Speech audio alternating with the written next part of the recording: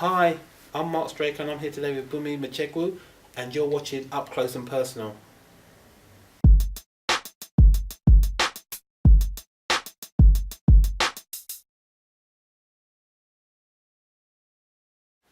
Bunmi, welcome to Up Close and Personal. You did a fantastic Q&A with the kids of Marriott School here in Stevenage. How did you find that? It was a great experience. It was lovely meeting all the kids and, having a chance to talk with them one-on-one. It was really nice and inspiring for me and hopefully for them as well. I think the highlights were definitely the questions. So finding out what they want to know from me was nice, so they get to know me, Bunmi, up and personal. So that was really nice. And just seeing them in general coming in was really nice as well. Tell us a bit about, you growing up and your background, because what was really interesting for me was you obviously raised in Brixton, and then there was this move and this journey to Kent, sort of leafy Kent from Brixton, and the comparisons and the contrast of living in those two different environments and how that kind of affected you, and what it meant to you kind of growing up. It was cool. I had a nice upbringing, my mum and my dad, and I'm the eldest of three, or four rather, and so it was cool. It was me and my sister for a long time, and we got along really well. And we're really different because she's quite quiet and I'm really loud. So there's a big old chaos with me and her and everything else. But I had a great childhood, and my parents really pushed me and supported me in my dreams. And although they still wanted me to pursue my education and fulfill all of that, they still supported me in what I wanted to do. So the move to Kent was what really pushed me to become an actress. One of the fascinating things about when I first met you was with Second Chance, and you knocked the socks off of everybody when it came to acting. And Clint, I said to Clint, "There's a star," and he said, "I told you so. I told you so." So then, you've done Misfits, you've done Second Chance, obviously. What you were involved with myself. You've also went on to do obviously E20, and that's what the audience know you for in EastEnders and Mercy in EastEnders.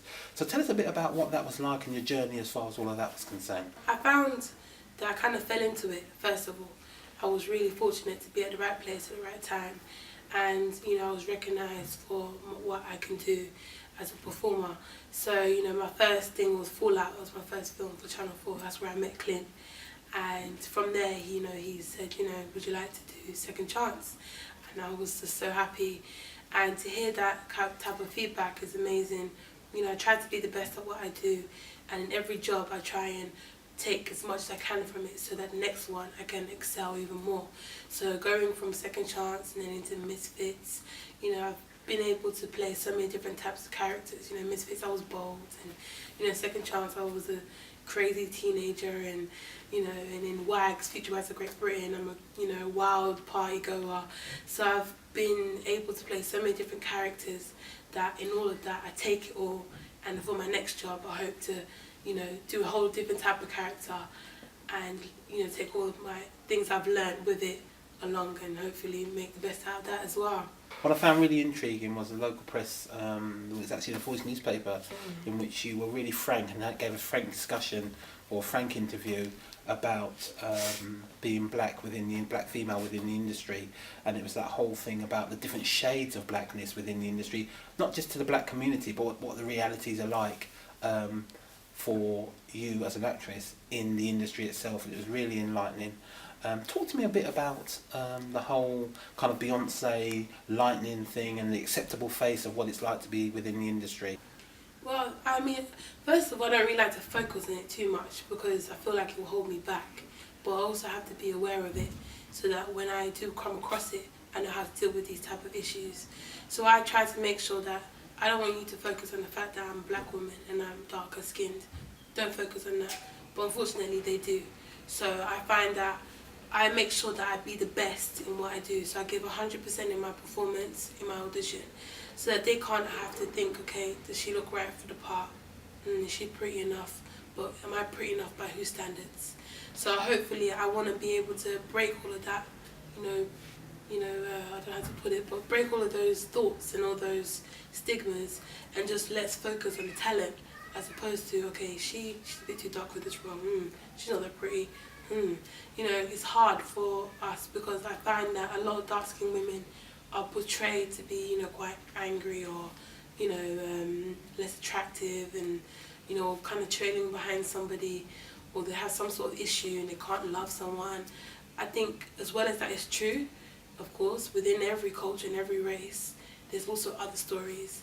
And I hope that, now we can explore that and have no fear in that. I think it will take a bold person to write that and cast it the right way, and we'll definitely make movements towards. I always tell people, don't focus on it. Yeah. Just be aware of it, because it will hold you back. It's not that big of an issue, but it is an issue. And, we have to address it and tackle it.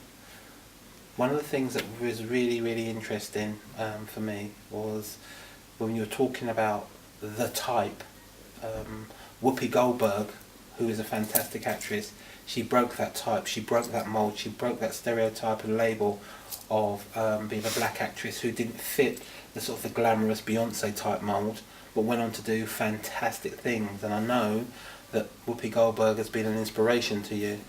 Tell us a bit about why Whoopi was an inspiration to you and what you got from her growing up.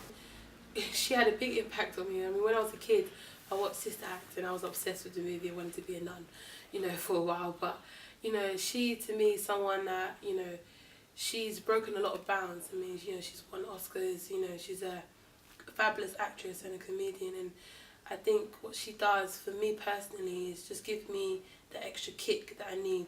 Lets me know that, yeah, it's possible, because I tend to look to people who I can relate to. She's someone I can relate to. Same as a lot of musicians I can relate to, i.e. Beyonce, even Nicki Minaj and Oprah.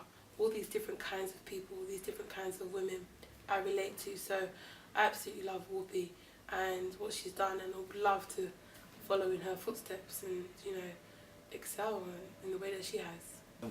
What I really want to ask you is, now that that journey, the EastEnders journey, is over, and you are embarking on a completely new career. I know that you're off to America to have some series of meetings. You've got a number of things in the pipeline. Just tell everybody, the audience that are going to be watching this, what's next for Bunmi? I really want to take on some roles that challenge me as an actress, and roles that really inspire people. Roles that really have great drama. TV shows like Luther, I would love to be in that. Just amazing films I would love to be in, whether it's here, across the pond, I don't mind. But as long as I'm performing, whether it's on the stage, in front of the camera, I don't mind. But that's exactly where I'm heading, towards bigger and better things. Okay. And, you're very kind of wise, perhaps very more wise beyond your years, because you're very young, but you have this old head on young shoulders. And the question I want to ask you is the classic, if God exists, which we know he does, you get to 80, 90 and you depart the earth. Hopefully you live to be 100. Yeah, I was going to say 100.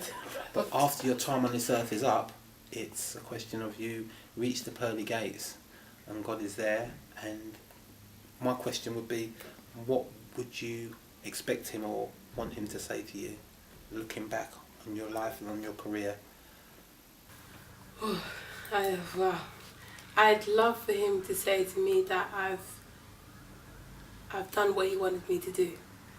So right now I think I have a clear image of what that is, and that is to hopefully inspire people and let people know that the impossible is impossible.